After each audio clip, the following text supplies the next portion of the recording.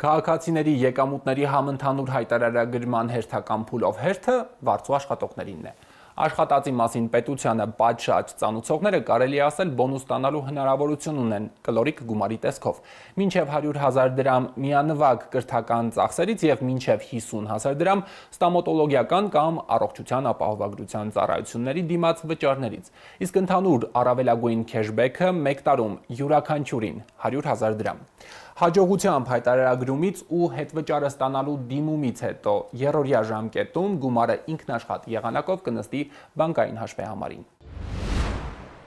Պետեկամուտների կոմիտեի կայքի գլխավոր էջումը ամենավառ գունավորմամբ հայտարարագիր լրացնելու պատուհանն է։ Գործընթացի մասին ամբողջական տեղեկատվություն, ուղեցույցեր, իրազեկող հոլովակներ կարելի է գտնել այդտեղ։ Մի քանի քլիկով կամ մոբայլ հավելվածի դեպքում հպումով հնարավոր է մտնել ֆիզիկական անձանց էլեկտրոնային ծառայությունների միասնական համակարգ, ներկայացնել հայտարարագիրն ու ստանալ սոցիալական ծախսի փոխհատուցում։ Ուղղությունները երկուսն են կրթությունը ու առողջապահությունը, օրենքով սահմանափակում կա, յուրաքանչյուր ֆիզիկական անձ առողջապահության մասով առավելագույնը կարող է ստանել 50,000 դրամ, իսկ կրթության մասով 100,000 դրամ, սակայն ֆիզանձի տարեկան ընդհանուր գումարը ինքը չի կարող գերազանցել 100,000 դրամը։ Ֆիզիկական անձին հայտարարագիր սկսել են լրացնել անցած տարվանից 4 խմբի մարդիկ 2024-ին գործընթացը մեկ անգամ արդեն անցել են, այդ թվում պետաշխատողները 20 միլիոն դրամ ու ավելի փոխհարություն ունեցողները, ընդհանուր ավելի քան 59,000 քաղաքացի։ Մոտ 3,800-ն էին դիմել սոցիալական կրեդիտ ստանալու համար, պետությունը վերադարձրել է շուրջ 350 միլիոն դրամ։ Հայտարարագրման հերթական փուլով գործընթացին պիտի միանան բոլոր վարձու աշխատողներն ու քաղաքիրավական պայմանագրով ծառայություն մատուցողները։ Կառավարությունն էլ ընդլայնել է սոցիալական ծախսերի փոխհատուցման շրջանակը։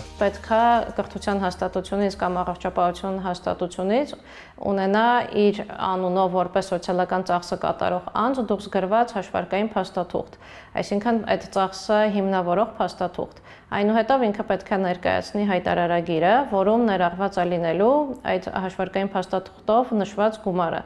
ու արդեն համակարգը ինքնաշխատ հաշվելու է առավելագույն շեմը։ Հաշվարկային փաստաթուղթ կազմակերպություններից կարելի է ստանալ նաև նախորդ ժամանակահատվածի համար, օրենքն այս մասով սահմանափակում չունի, ընդ որում ի տարբերություն հիպոթեկային վարկով բնակարան գնելու տոկոսագումարի չափով եկամտային հարկի վերադարձի, այս դեպքում սոցիալական կրեդիտ կարող է ձևավորվել նաև քաղաքիրավական պայմանագրով վճարված հարկերից։ Մինչև 100,000 դրամ գումարը ստանալու համար պետք է լրացնել դիմում։ Դիմումի ներկայացումից հետո մնացած գործընթացը ինքնաշխատ է իրականացվում։ Դիմումի մեջ ֆիզիկական անձը զուտ նշում է այն բանկային հաշվեհամարը ու գումարի չափը, որը պետք է ինքը հետ ստանա, ու արդեն մինչև երրորդ աշխատանքային օրը ավտոմատ գումարը փոխանցվում է դիմումում նշված հաշվեհամարին։ Հայտարարատուն հնարավորությունից կարող է օգտվել ինչպես իր, այնպես էլ իր ընտանիքի անդամի, ծնողների, զավակների կամ ամուսնու համար կատարած ծախսի դեպքում։ Բացի դասագրքերի համար վճարված գումարից, մյուս բոլոր ծախսերը պետք է արված լինեն անկանխիկ։